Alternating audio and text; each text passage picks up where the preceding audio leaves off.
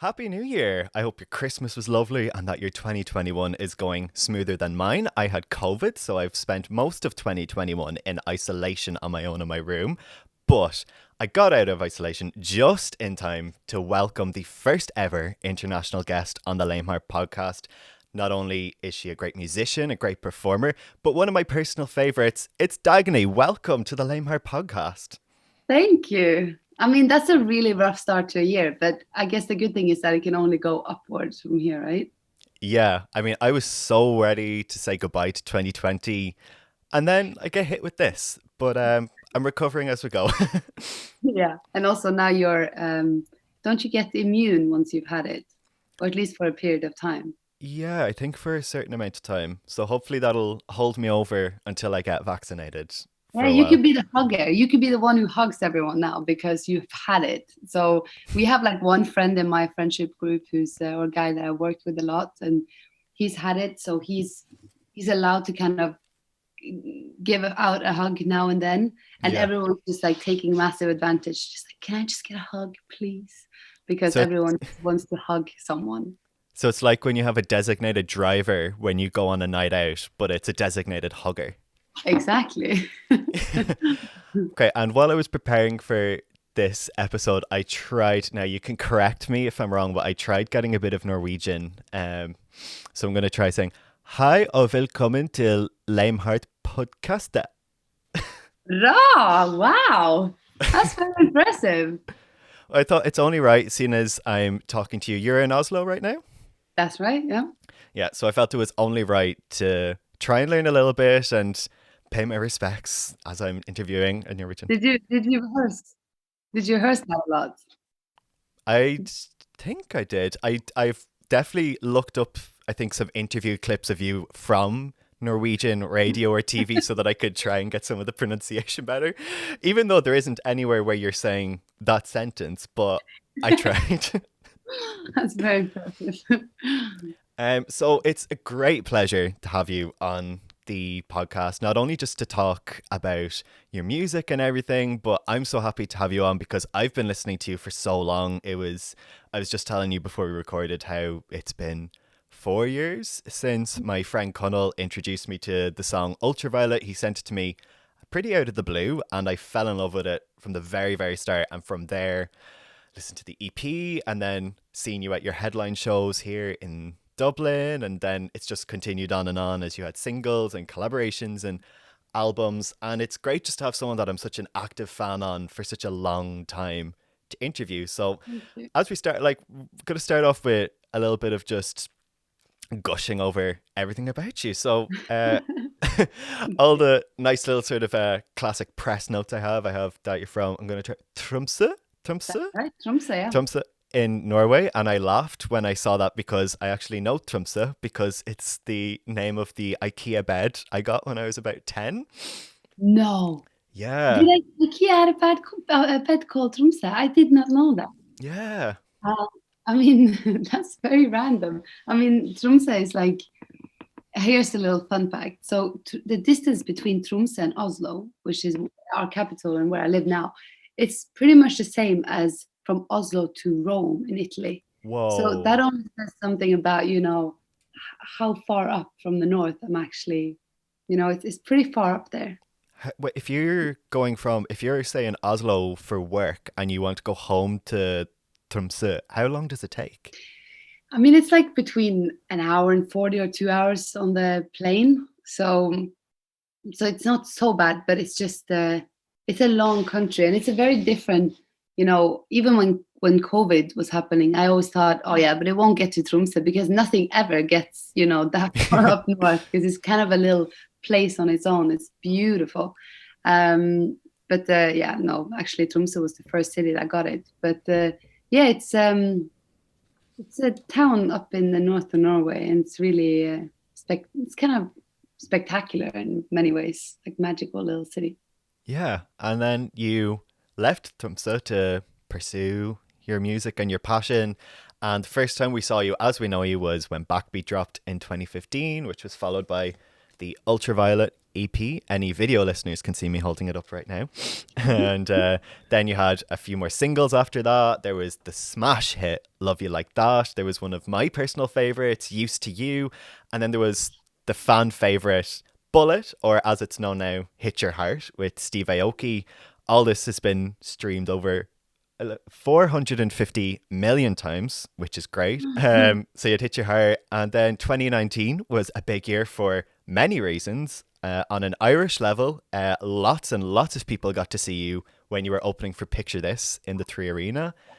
Even some of my own friends who were there to see Picture This reported back to me saying that you were great. I didn't get to go to it, unfortunately, but they said it was great. And then on an international level, you were sampled or interpolated by Katy Perry on her massive smash Never Really Over, which has been played over 450 million times just on Spotify. She used Love You Like That, and that was a huge moment even for me because I was such a fan of hers before that. And throughout all this, you've had multiple tours and shows globally with lots in Ireland. You keep coming back, which is great. You had the Picture This ones in the Three Arena. There were headliners in the Academy, the Button Factory, Independence, and then opening for the Coronas in the Royal Hospital in Kilmainham. And this is before we even talk about the album. So you've been busy. When you say it like that, then it sounds like I've been busy. But yeah, it's been a journey, hasn't it? It's kind of fun to hear you kind of go through all of it, because it's so easy, you know, as a musician, you kind of always keep looking forward, and you're not even finished with one thing before you're already on the next thing. So it's like kind of stopping up and sometimes look back and just appreciate everything that's happened. It's been a real nice time. And even before, you know, we did Backbeat which was my first single in 2015. Even before that, you know, we were touring and playing and writing and doing all these things for probably 5 years before I even started releasing music. So it's kind of been like a brick by brick, and that's how I like it, because it means that I've been able to do all these things without feeling the pressure of having to constantly deliver. We've just been able to enjoy the ride, and yeah, I feel very fortunate, I guess. Yeah. Yeah, and we're obviously very thankful that you keep coming back to Ireland. We love having you here. Yeah, I love Ireland. And your next show, as it stands, is in April in the Academy, which is one of my own favourite venues in Dublin. So it's great to see you playing in there. I know I'm looking for compliments, but why'd you keep coming back? It's only Ireland. You're definitely allowed to. I mean, it's not difficult at all to compliment you. I think the reason why, I mean, I obviously do music out of the pure love for music, and I find that, you know, in Ireland there's a real, you are genuinely interested in music. It feels like there's a lot of culture, a lot of music, and it's very kind of imprinted in, you know, in the, how do you say it, in the kind of population, I guess. Yeah. And so we've only ever really had really good experiences going there and playing, even before, you know, long before we were selling tickets anywhere else. It already felt like people were coming to our shows when we played in Dublin. So I think, you know, it's that. And then it's just, I like the people I know there and the people I've met there and the city in itself and the Guinness beer, you know, I love beer. So it's like, it just feels like, of all the countries that I visited, it feels very kind of a little bit like coming home in some ways, going there. So it's always very, you know, on the top of the list when we decide to go on tour. It's like, where you want to go? It's like Ireland. You kind of come to a show and you're like, oh, it's so nice. We really, you know, you kind of compliment the place, and there's the fans, and not the fans, but the audience, no matter what the situation is. But then you have those places where you go and you really feel it. Like, I love it here, and I love these shows that we're playing, and that's how Ireland is for me. Yeah, and after all of this, you have made it Got it right here. Got it last week. I feel like I'm hosting like a late night TV Yeah. talk show because they always like hold it up, being like, "Here with their new single." But you've got the album, "Strangers Lovers." It's got this. I love the pink, Thank you. Me too. I love. and it's out. It's out. It's out. We've been hearing about an album for so long, and I know. I yeah, can't believe it's out. It's. I actually have. My parents have news articles from when I lived in Tromsø 12 years ago saying, "Yeah, my debut album is just around the corner," which I've sent to the 12. newspaper, and obviously that was not true. It took me, it took me a good 10 years to get to the point where I was ready to do an album. But sometimes things take time, and sometimes you just feel like you're not ready, or you don't feel like it's right. And I guess I could have put out lots of albums, just like putting songs that I've written, 12 songs on a CD and just put it out. But it felt like I wanted to have, an idea on what the record was and what the concept was and how it was going to look like and how it was going to sound like and all of these things. And it finally hit me in 2019 that, okay, it's time and I'm ready. It's great that I don't just like see it on my phone. I can physically hold it in Oh, my hands. I can look at it and read over everything. And it's been almost a year since "Come Over" was released as the first single, and I'll never forget the day, because not only as a fan who had been like hearing about the album for a long time, and now you had confirmed this was part of the album, but I remember it was released. I don't know what for, but it was a very stressful week in college, my work, everything like that.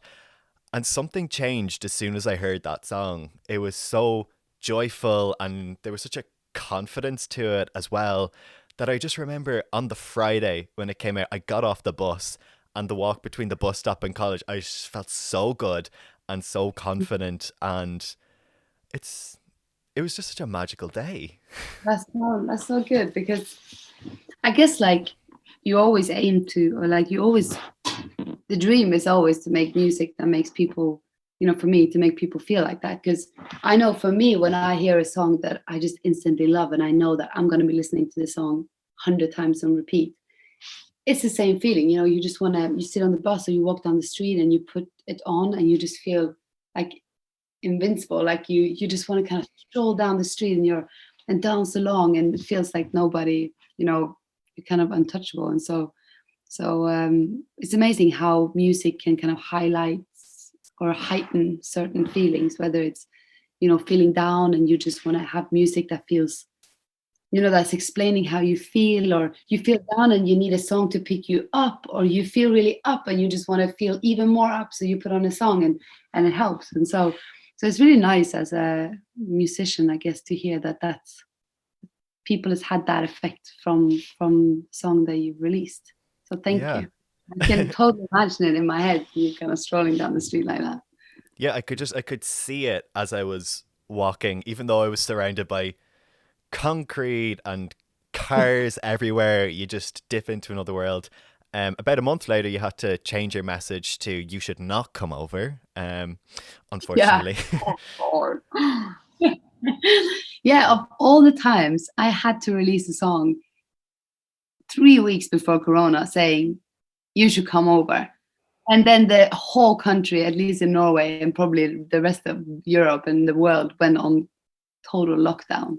It was like, oh, that's And after all good these timing, years of saying there Dagny. was an album and then you release it, and I remember I was on the bus home from college when the music video was premiering, and I was watching it just on my little phone screen as I was going home and everything, and then that happens. But we worked our way towards the album, and you had "Somebody" after that, and I didn't think you could even come close.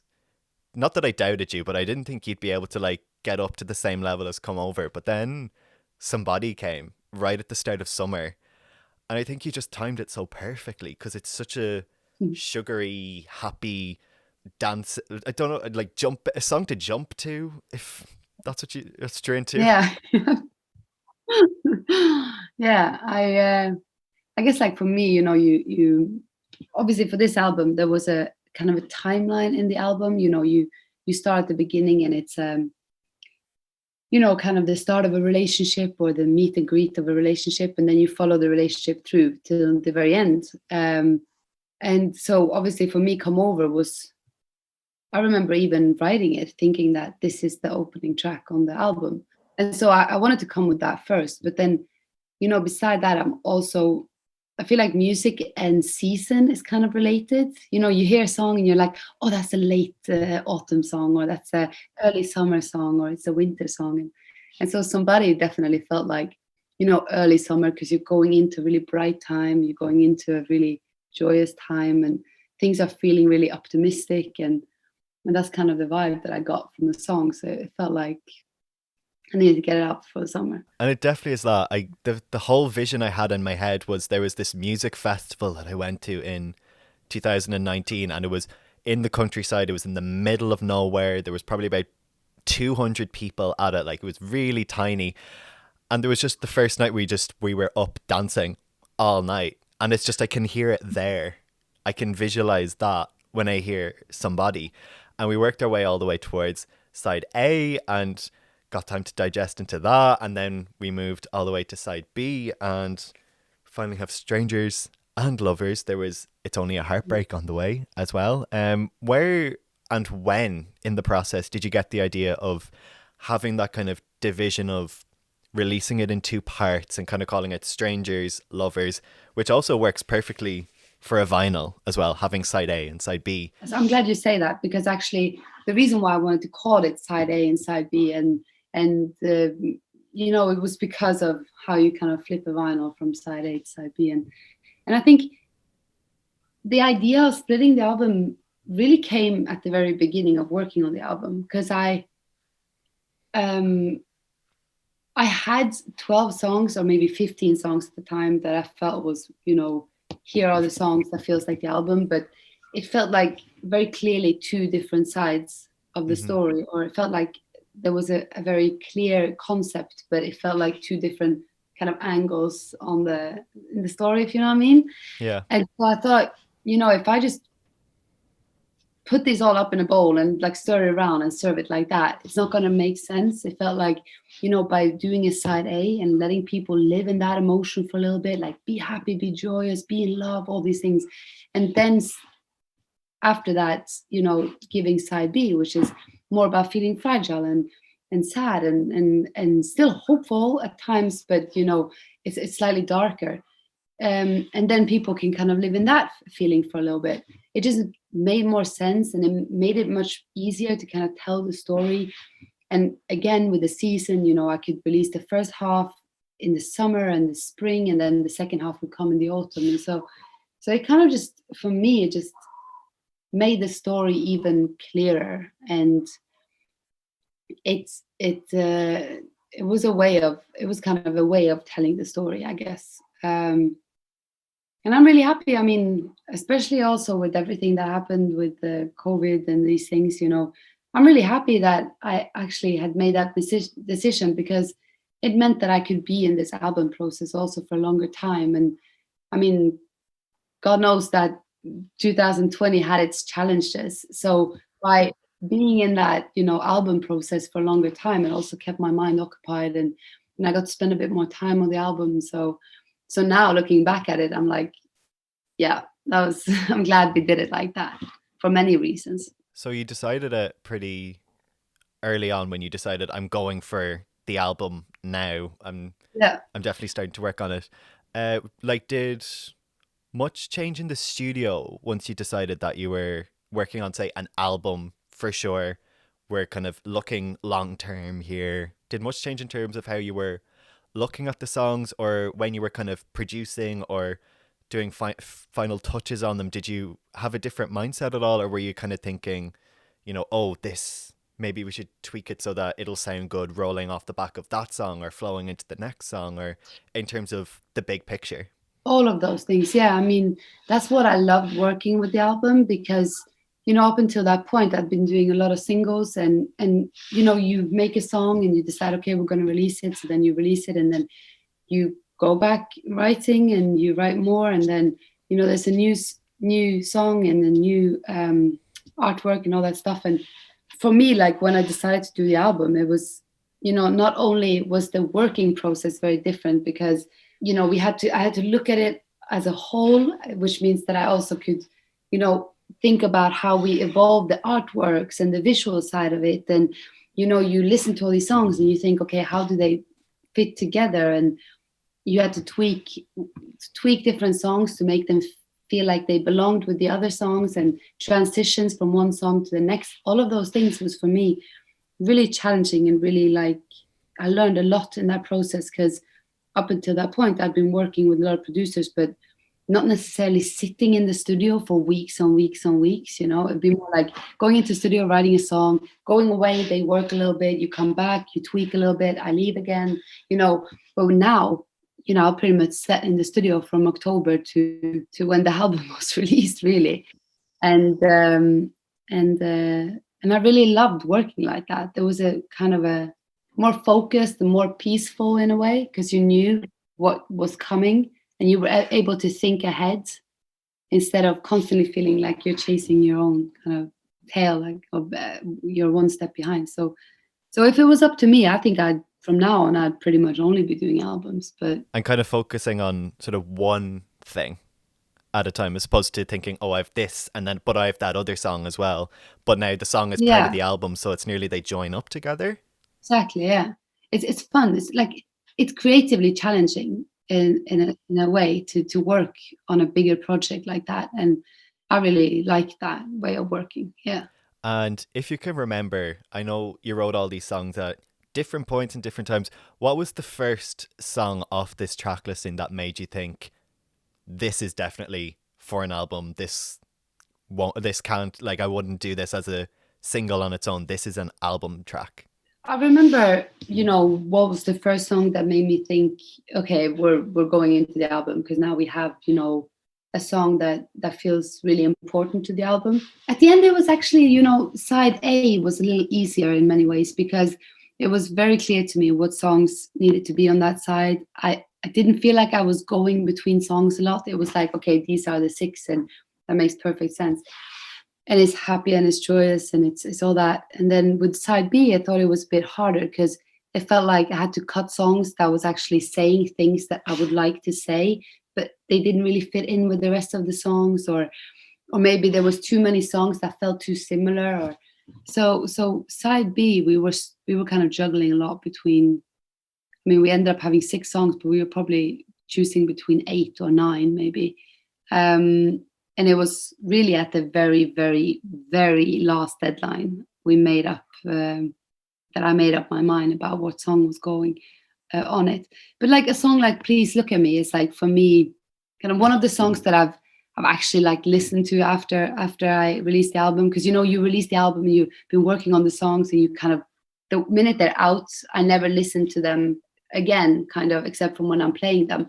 But with "Look at Me," there's been a few times, so I was like, oh fuck, I just want to hear how that felt again. And then I don't think that would necessarily ever be a single, but it just feels like one of those songs that I'm really happy I did an album, so I could release songs like "Please Look at Me" and "Coast to Coast," and songs that aren't necessarily like typical singles, but that I feel like they should be heard, you know. Yeah. And I remember, that's part of what I love about it being kind of an album as opposed to like 12 singles or something, because it kind of it forced me in a way to kind of sit and give every song a chance, so that, when Come Over was released, I was listening to Come Over, trying to spot the little hidden noises, that little drum beat or the lyric or the backing vocals, and then Somebody.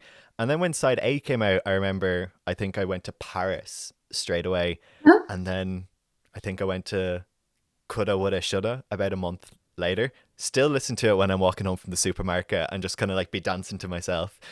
And then I think onto Tension, onto Let Me Cry, Yeah.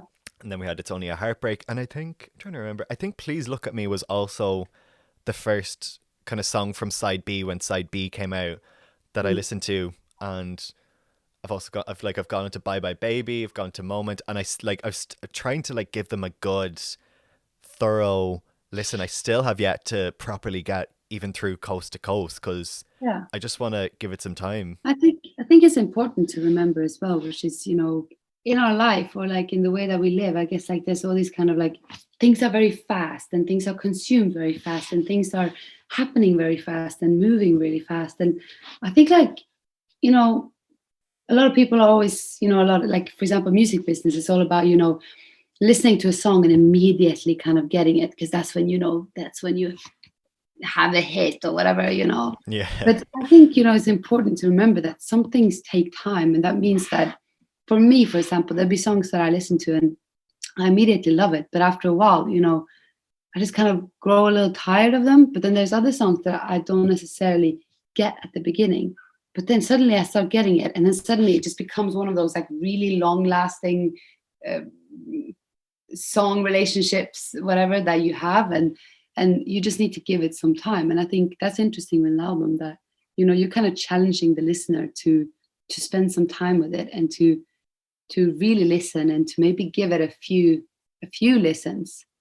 Songs that aren't necessarily the typical radio song or the typical kind of hit song, but actually can really hit you in a different way. Yeah, and an album is just a great way of sort of like slowing everything down when it's getting too fast, because as you said yourself, you can so quickly consume a song, but then when you have 12 songs thrown at you, you kind of you have to take your time to do that and listen to Yeah. them. And even in the last couple of weeks, I've had almost like a full circle moment that I was listening to Come Over in isolation so much. And even Yeah. Paris had a full circle moment again, because it's from now on it's going to be the song that I had stuck in my head going for my COVID test Yeah, there you go. as, as I was in the car.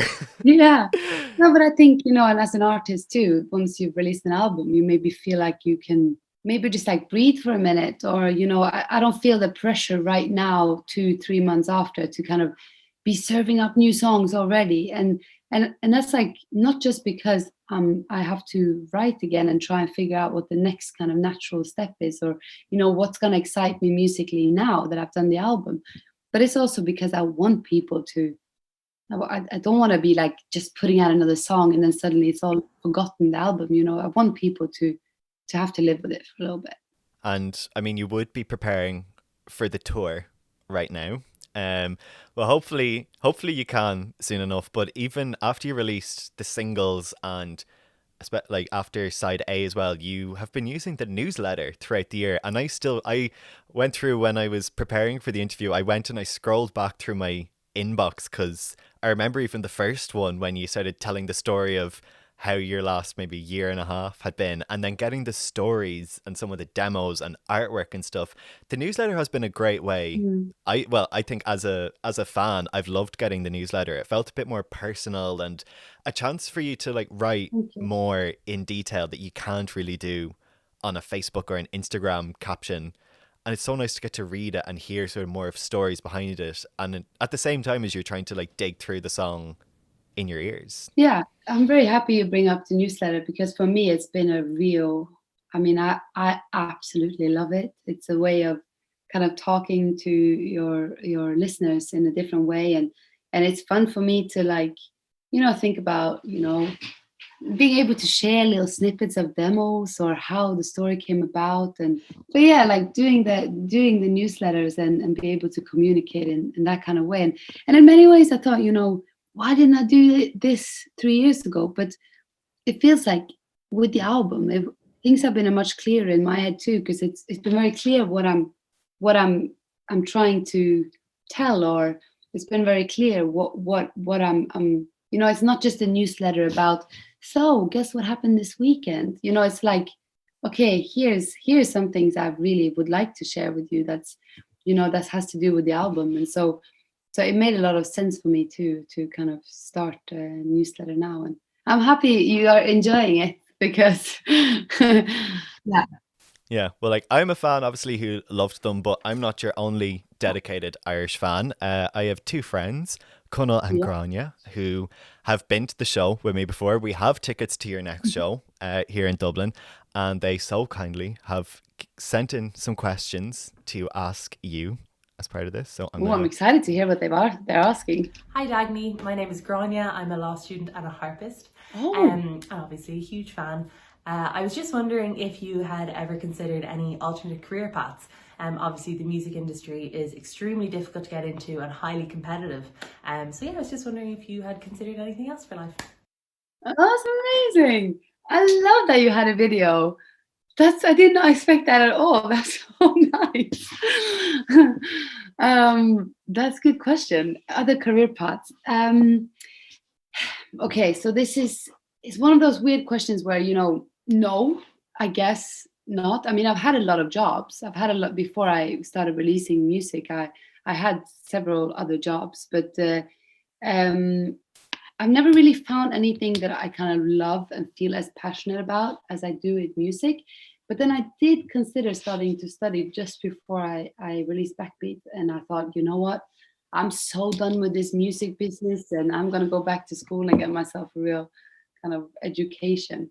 So suddenly I had the problem of like, oh, there's too many things I would like to do. I feel like the most likely thing I'll probably be doing is like nurse or like my mom is an intensive care nurse, and I think that sounds like pretty exciting. Like it feels like something I definitely could do. And then I've thought about like journalists. Obviously, by now I have a little bit of experience being at least on the other side of being the one who's getting questioned. So I maybe I could draw a little bit of that could help me in a journalist job. And then, the weird thing with me is that I only have really weird things. Like I would love to make furnitures or sew clothing or be a designer or something like that. But if I was going to think about like a normal job in whatever you call these signs, what do you call this? We say quote unquote. Yeah, I think I'd probably be maybe a nurse, yeah. Great. And I have a question from Connell as well. Hi, Dagny. First off, I want to thank you for this. This is a signed copy of Ultraviolet from when you came to the Academy a couple of years ago and I got sick and couldn't make it. Rory got me the signed copy from you and a little video as well, so thank you for that. And secondly, my question to you is, if you were to collaborate with one artist that you haven't collaborated with yet, who would it be and why? Big love. That's lovely. Yeah, so nice. I mean, I know by now I've probably said it so many times that it's starting to feel a bit creepy, but I love Robin. And so... Oh, good choice. Yeah, I probably would love to do, something with Robin. And I think it'd be a really cool, like two female singers doing like really cool song, cool video. She's someone that I kind of look up to. So Robin would probably be my first choice. Yeah. I can already see the video in my head. Yeah? Yeah. You like Robin?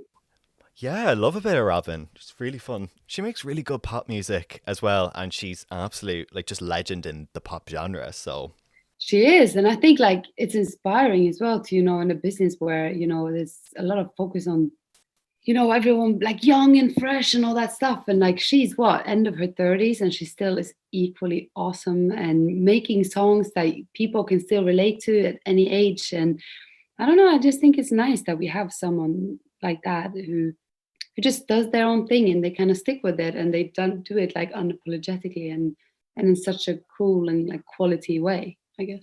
Yeah. And I love that you say that, because I think back to your story all the time about how you were 25 when you released Backbeat, and there's so much like toxic energy or a toxic attitude in the music industry that, especially for the pop genre, sometimes people say that 25 would be too old to start off, or that if you haven't started when you're 18, that's, you're done or whatever. Yeah, I mean, I think it's absolutely bullshit. Like, first of all, everyone has their own route and everyone has their own timeline and everyone does things in their own time. If I'd started, pushing out my music when I was 18, I might not be doing what I do today because I wasn't ready when I was 18. I didn't know what I wanted to sound like. It definitely wouldn't be the kind of music I do today. So I just think, for me, one of the most inspiring things is when I read about people that are like 55 and they decide that they're going to re-educate themselves to do a completely different job than they do, because they just realize that, hey, what I'm doing isn't making me happy, and now I want to do something else, and they do it. And that's kind of what I find as well, that if I'd followed all of those advices and all of those opinions about age and all that stuff, then I probably, by the time before I released Backbeat, I would have just gone and do something else, because I felt like, oh, I can't do it now because it's too late for me. But I'm really happy I didn't listen to that, because I think the last 5 years have been incredible, and I wouldn't be without them for anything in the world. So I just, if there's anyone listening who just has a little dream in their stomach about doing something and they're a bit scared to, or they're thinking that, no, I can't do it because people say this is people say that, then just I do it. Yeah, like fuck the age, and if it's something that you love and you work at it enough and you get better at it, Yeah. like the right things will happen. And I think also, music is about feelings and about experiencing and about putting words on certain things. And I mean, I think when you're 30, you can still feel equally in love or equally heartbroken or equally excited or equally depressed or whatever it is as you can when you're, 16 or 50 or 25 or 35 or 40. It doesn't really matter. Yeah, for sure. Yeah.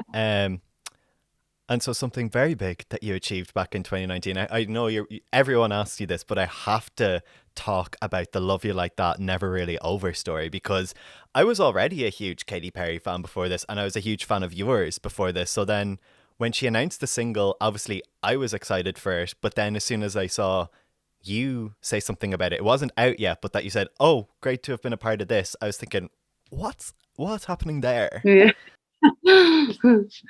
Yeah. To be honest, I probably should have come up with some really awesome story about how I met her at some fancy house in LA, and we wrote the song together and blah blah blah. But the truth is that we released, Love You Like That in 2017, and then start of 2019, I think it was. We just got an email saying, so Katy Perry is releasing a song, and it's inspired, or it's inspired by Love You Like That. So we want to include you in the process. And it was like, excuse me, what? What did you just say? I didn't really believe it until I could listen to it on my, my phone, because I just thought, you hear about these stories and then 5 years later, the song still hasn't come out. So things change all the time. But when I heard it the first time, I didn't really hear that. I didn't think it was that similar.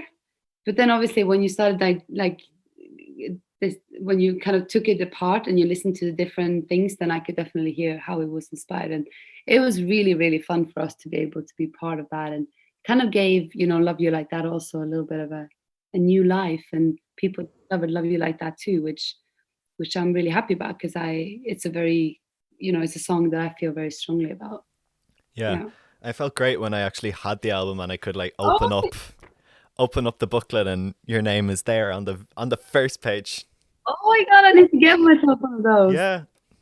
That's amazing. That's probably too small to see it, but your name is right there. And I can't, I'm that really, really annoying friend who anytime Never Really Over comes over, I just have to drop that. I was like, oh yeah, did you know that this song is actually based on this other song? If someone told me when I was 14, your name is gonna be on a Katy Perry record, then I'd be like, what? Yeah. Stop it. Yeah, it was really exciting. I just love seeing people's faces when I just say, oh yeah, this Never Really Over is based off this song, Love You Like That, and I play it for them, and I just you wait for the moment that their face changes when the penny drops. They're like, I hear it. Between the track and the chords and even the harmonies, I thought were harmonies, yeah, and the melodies, and there's even what I found really fun when they took one of the ad-libs from Love You Like That and kind of turned it into a melody that goes into one of the choruses, and I thought, oh my God, I remember the moment when we did that ad-lib, and now it's fun to hear kind of how how it's just a kind of completely new interpretation of a song that's already kind of there. And it's funny how you can make it so different, but still, it feels so similar in so many ways. I was really excited. It was fun for me to be, on that side of it as well. I'm normally, I write music and I always release it myself, but kind of being on the other side and being part of someone else's kind of process and seeing the video for the first time, seeing the artwork for the first time, hearing it for the first time, reading people's reaction on YouTube for the first time. It was really fun to kind of be on that side of it and still, no pressure on me, just kind of enjoying seeing what people felt about it in a way. Well, that was a huge thing of 2019, and then amongst all the other things that happened in 2020, somebody won Norwegian Song of the Year, which was great. I mean, I was so happy to see that and to see it's such a get such a recognition. And something else that you did very well recently that we found out about it, and it was definitely a great help in isolation, was your TV special with Cork. Yeah, that's right. And for anyone in Ireland that's listened to this, it's kind of I've looked them up, and it's the same thing for anyone in Ireland as the RTE Symphony Orchestra. You did a TV special, and it was so great to not only hear some of these songs live for the first time because you couldn't tour, but hear them in such a different way to how I was used to. I mean, for us, it was a big, obviously, when you release music, you can't wait to go out and play it and see people's reaction and play the songs for the first time. And it feels really odd to have done a record. And even now, 3 months after the record is out, we still have only played a lot of them songs only that one time. But then that one time was with Cork, which has been like so high up on my kind of dream wish list. They're a big thing here in Norway. They're the kind of national symphony orchestra, and so it's very rare that they do those kind of things. And it was a real special moment for me. And also, as you say, hearing some of these songs in a completely different way, but also hearing some of the songs from the record, actually, them playing certain parts that was played by piano in the studio or played by a guitar or something. It was really fun process. Yeah, for sure. And even hearing the strings play the chords from Backbeat, and hearing the people on the violin do the plucks off Love You Like That at the start, it just sounded so good. And great to be hearing that coming out of Norway. And obviously you're not the only Norwegian that we love here in Ireland. There's been, we don't know what the magic is, but there are so many others. We're very fond of Sigrid here. There's her, there's Kygo, there's Astrid S, Jesper Jenseth, Julie Bergen, Girl in Red, Hannah Muan. Wow, you know a lot of them. Aha.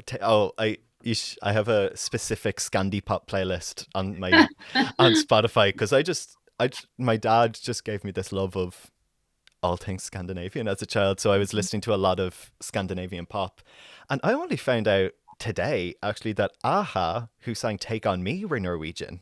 Oh really? You didn't know? Oh no, they're like, I mean, they're probably one of our pop music history. Like, I feel like it kind of starts with Aha. Or they're the biggest thing that we have coming out of Norway. A bit like, ABBA in Sweden or something like that. It's funny because like Norway has always been a kind of a little bit behind especially on the pop front.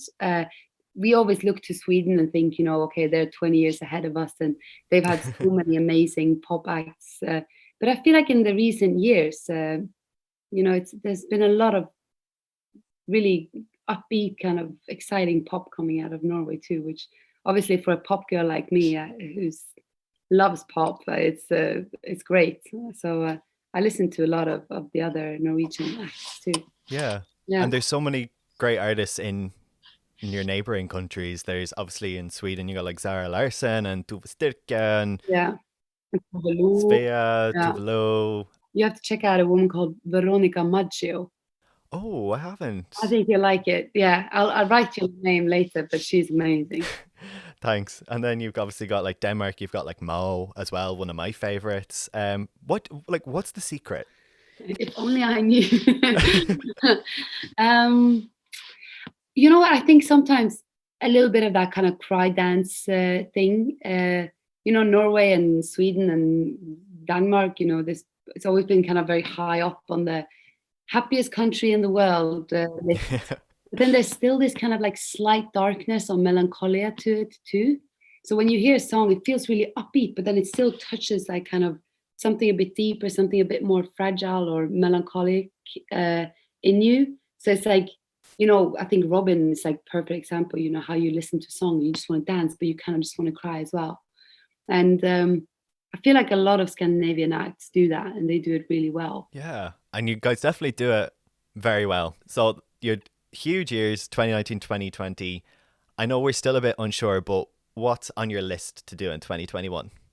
I mean, right now I'm trying to kind of take it month by month, because obviously I was meant to be doing European tour, which I still don't really know, and then a big festival summer and a Norwegian tour, and so all of that is a little bit on hold, and it's funny because at the start of 2020, when COVID was happening, my sister said, "Oh, what if all festivals and all concerts stop?" And I said to her, "No, are you kidding me? This is going to be over in no time."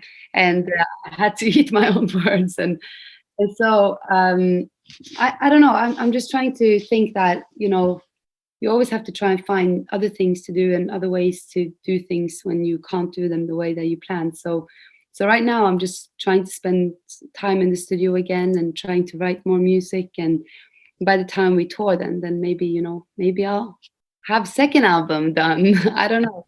But if it was up to me, I definitely would like to just go on tour, tomorrow. So fingers crossed. And if not, then I'll just continue to make music. But I guess either way, it's going to be another musical year, like the past few years. Yeah. That's absolutely amazing. We cannot wait to have you back here in Ireland. You're so welcome. Can't wait. Welcome back anytime. I'm throwing so much at you right now, but can't wait to see you live and to see you again. Say hi. Check up how things are going, and more music. Thanks for coming on the podcast. Thank you so much for having me, and thanks for the chat. It was really nice.